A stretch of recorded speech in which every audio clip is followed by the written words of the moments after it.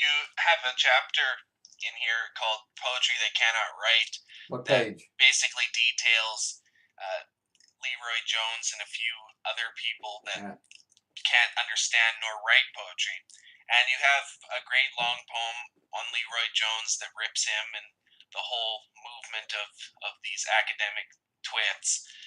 Talk a little bit about that incident. It was one of the more interesting ones, simply because the Norwegian type of poets, it seems like they get absolutely ridiculous and immature in some of their behaviors when they have these spoken word kind of interactions. They'll fight and beat each other up and argue over pointless things rather than really getting into the art of art.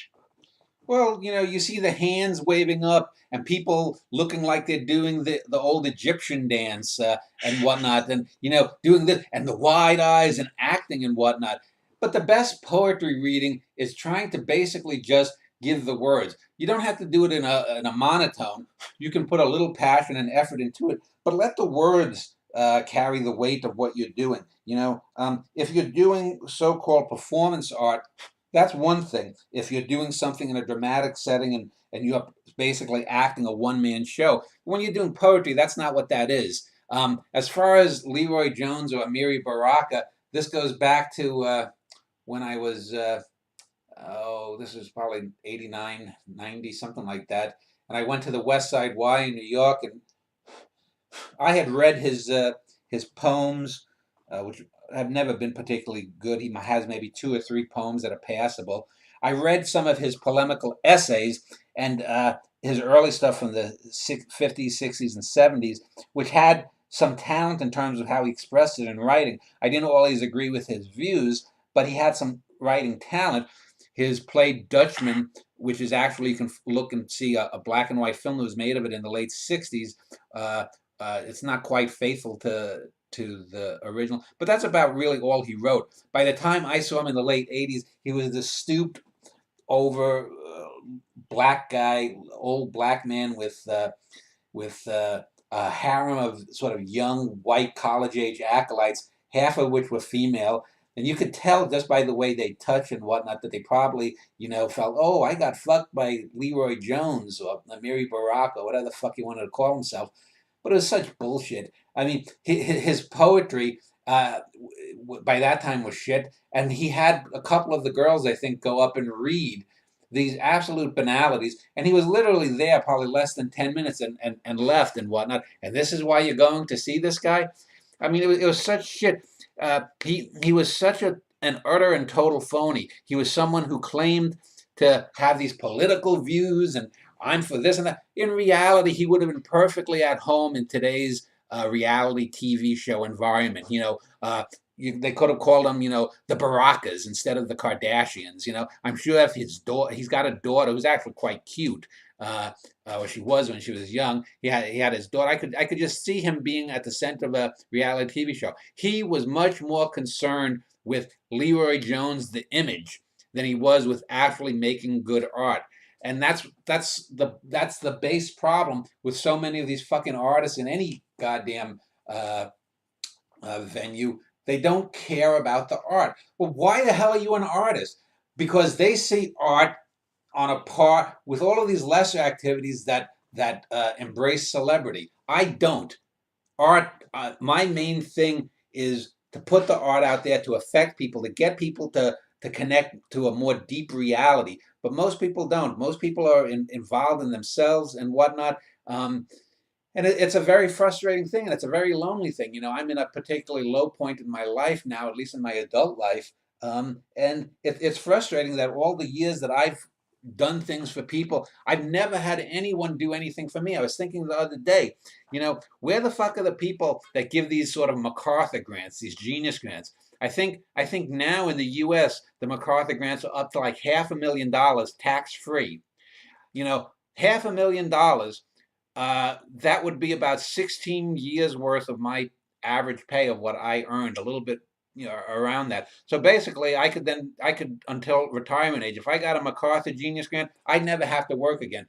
Jessica would still have to work so we could have a little bit more or whatnot, but it would take a great burden off of us. She wouldn't have to necessarily worry about this or that. But where, and I'm sure that there are a handful of other people online or offline that similarly are producing, but we're not on the radars of the American grant giving scheme. And I don't know if you in Canada, if it's any better. I tend to doubt it because I've seen the crap that comes from Canadian publishers and whatnot. So I would think that they're no better. But you No, have, they're not. yeah, and this is, we talked about this before. This is this whole MFA granting process. Why the fuck does a Leroy Jones get a grant?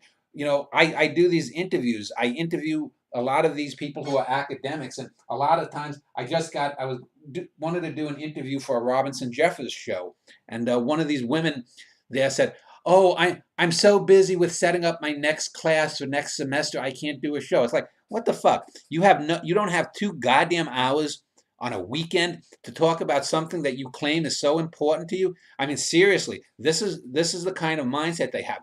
Uh, Other Well, I people, don't know about you, Dan, but if you get some of these people alone and talking to them, a lot of what they espouse in public or in classes or what have you, and I'm a student right now, they say the exact opposite of. They'll trash some of the people that they're praising in these school programs, and they'll also go to the just extent of saying things. And you know how many of us think in a hierarchy sense that we rank artists. That's something that's absolutely antipodal to academia, but it's something that they will be stating in hierarchies yeah. in private. Yeah. Well, just today, I was also following up with a couple of people for doing a Thomas Eakins show, the famous American painter Thomas Eakins.